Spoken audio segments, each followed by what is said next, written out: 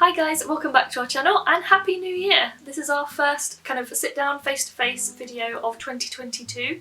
If you're new here, my name's Jenny and this is Arnold the Praying Penguin.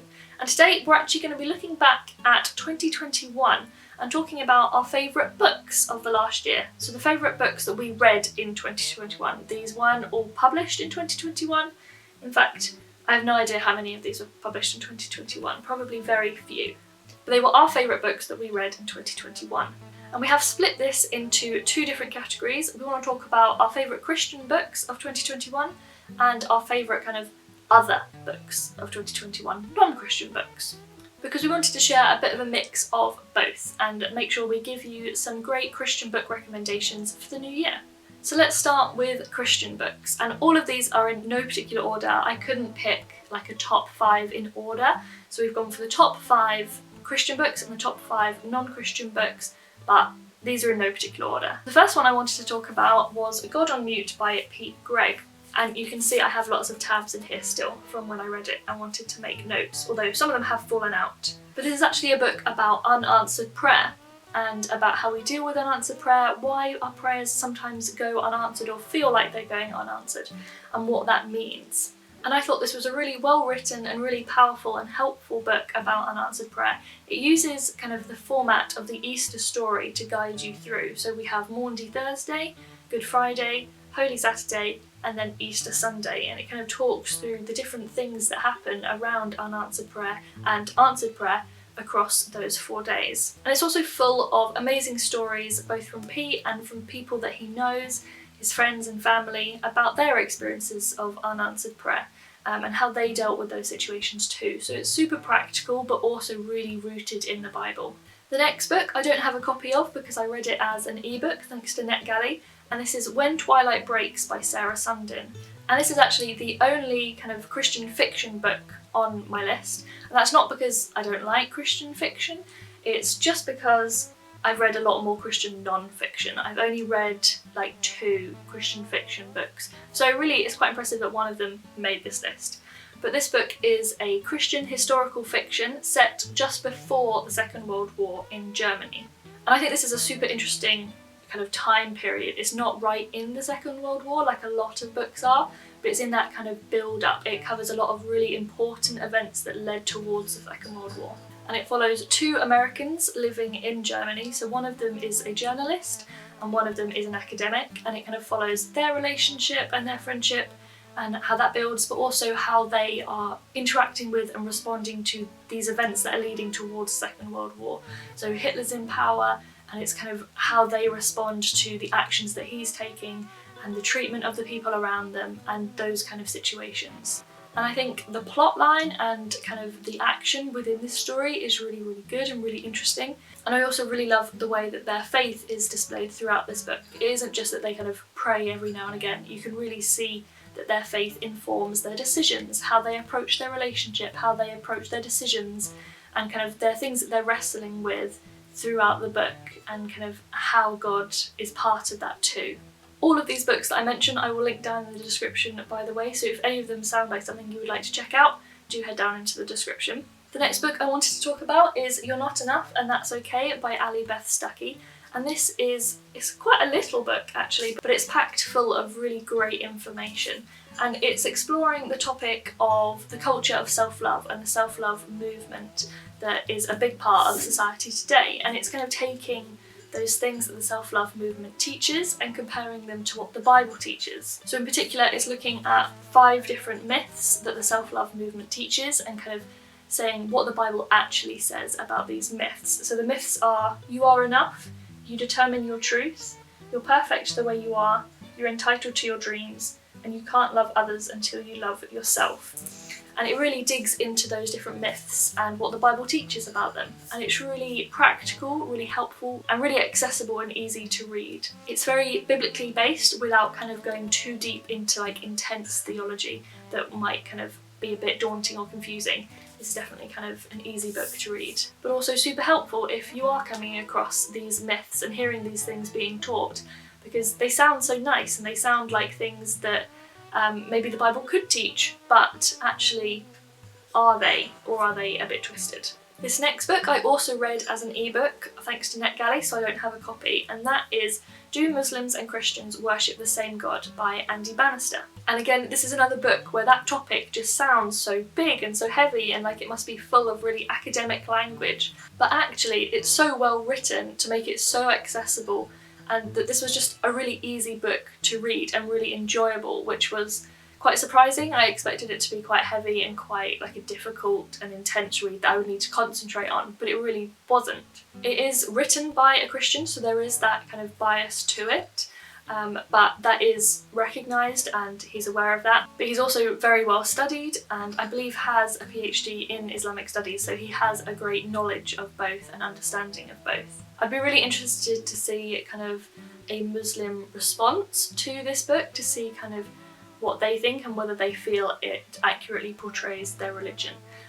But apart from that, I think digging into both sides, it really kind of illustrates some of the similarities, some of the differences and where those come from. But overall it was a super interesting book. And then the final Christian book that I wanted to mention is Stop Calling Me Beautiful by Felicia Mason-Heimer.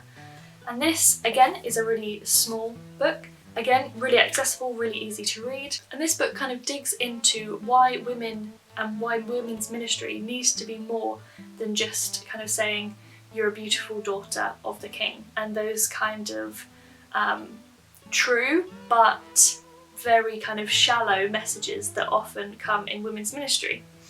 And it talks about why women need theology as well, and need deeper theology, and need to be able to dig into their Bibles themselves. And what I particularly loved about this book was the way that it talked about God and talked about victory.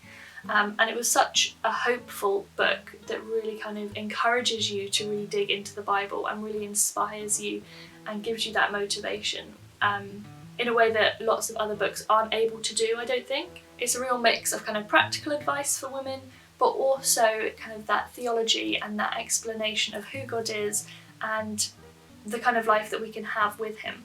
I would particularly recommend this book for people who have only been a Christian for a kind of a shorter period of time, and also for people who have kind of been surface level Christians for maybe a long time and want to dig deeper into their faith. Okay, so now for the non-Christian books. These are just books that are not particularly written by a Christian or about Christianity in any way. I don't know the religions of all the people who wrote them, but they're not kind of specifically Christian books. So again, I have my top 5 and these are in no particular order. So the first one I wanted to mention is Before the Storm by Diane Chamberlain. And if you've watched other videos on this channel, you've probably heard me talk about this book quite a lot because I really, really love it. I think it's amazing. So this book is about a boy called Andy who has fetal alcohol spectrum disorder. And he is at the beginning involved in this fire that takes place in a local church while there's like a youth group going on there, and a bunch of young people get stuck by this fire, and a lot of people get injured and a lot of people are killed.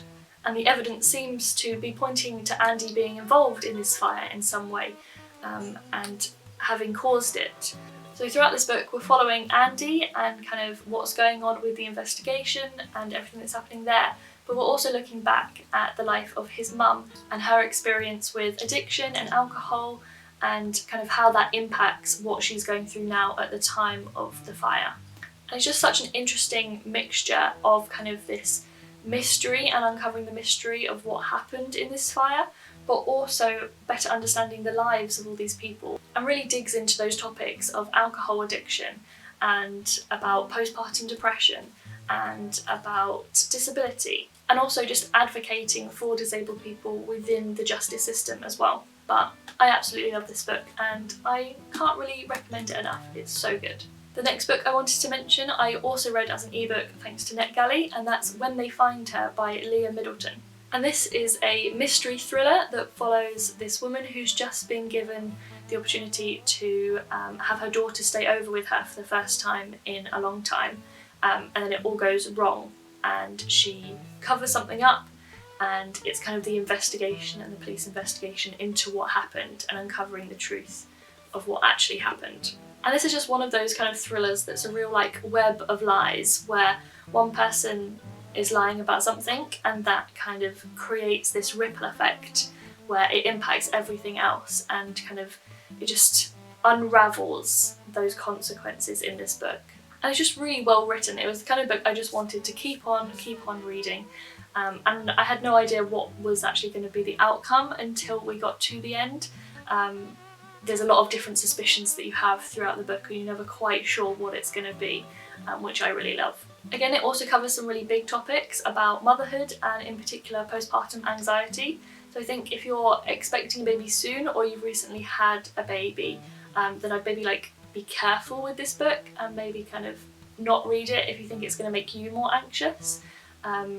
I think it definitely could. I think it's kind of really well written in that way to really kind of share those emotions with you, which you might not want. But apart from that, I absolutely loved it, and I would definitely recommend it. The next book I wanted to mention is Before the Coffee Gets Cold by Toshikazu Kawaguchi, and this is a book translated from Japanese, and it follows this time-travelling cafe or coffee shop in Japan, where people can go and sit at a particular seat, and they can travel back or forward in time in this coffee shop. They can't leave the coffee shop, and they can't impact the future or the past. And the other rule is that they have to come back before the coffee gets cold. And it's split into 4 stories, and they each cover a different topic and a different person who's travelling in time for different reasons. So it's so interesting to see the different reasons that these people want to travel in time and kind of their background, and you also get to meet kind of the staff at this coffee shop too. It's the kind of book that's really quite simple and quite straightforward, but explores some really big topics again, and is actually really powerful. It took me a little while to kind of get used to the writing style, because this was actually written originally as a play, and it's also been translated. So it means the writing style is slightly different to what you might expect, but once I got used to it, I absolutely loved it. And it really gives you a lot to think about in terms of these different situations and these people's lives, and maybe what you would do in those situations. Another of my favourite books from the last year was The Kite Runner by Calatasini. And this is one of those books where at the time I think I rated it maybe a 4-star, because there was kind of a chunk of it that I found a lot slower than the rest of it, and it kind of wasn't amazing kind of throughout. There were definitely amazing patches, but there was a slower bit in the middle. But it's also one that has really kind of stayed with me and given me a lot to think about, and one that I definitely think I will be going back to and rereading at some point.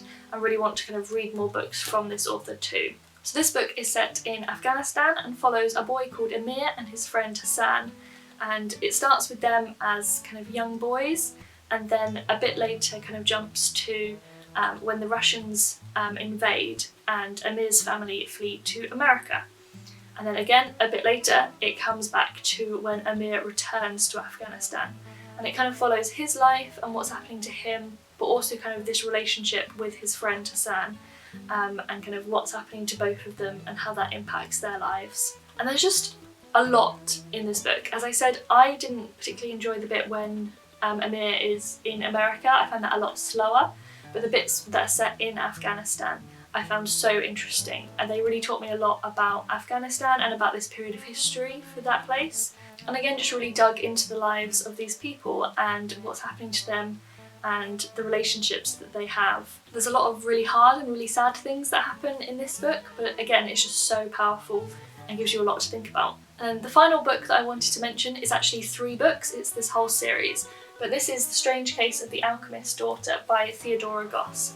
And this is the Athena Club series, and then the second book is European Travel for the Monstrous Gentlewoman, and the third and final book is The Sinister Mystery of the Mesmerising Girl, and I have those 2 on audiobook, which is how I listen to those, and I have this in paperback. But I love this whole series. I think the whole series is amazing and so good, and it follows Mary Jekyll initially following her parents' death, and as she's trying to investigate the mystery of Mr. Hyde and see if she can find out where he is in order to get a reward for him being found, because she's found a connection to him in her mother's possessions. But along this kind of investigation, she meets a lot of other girls who are in some way connected through their fathers. So you have Diana Hyde, you have Catherine Moreau, Beatrice Rappaccini, Justine Frankenstein, and there's others kind of in the other books as well. and you really kind of see them come together with this shared experience and become this kind of found family as they investigate Edward Hyde, and they investigate this society of alchemists that their fathers are all part of. As you can probably tell from those character names, these are all kind of linked to famous historical Gothic literature characters, and you also have Sherlock Holmes, you have Dr. Watson make an appearance in this book and are kind of helping them, and there's so many other kind of characters like that that pop up across the books, which is, I find it so interesting and really kind of adds to the books. You don't actually need to know or have read these stories. I think it's the kind of thing that if you do know a bit about it, it might add to what you're reading, but you absolutely don't need to. The story makes sense perfectly fine on its own, and you can follow their adventures very easily. But this is, again, just such a great mixture of kind of historical fiction,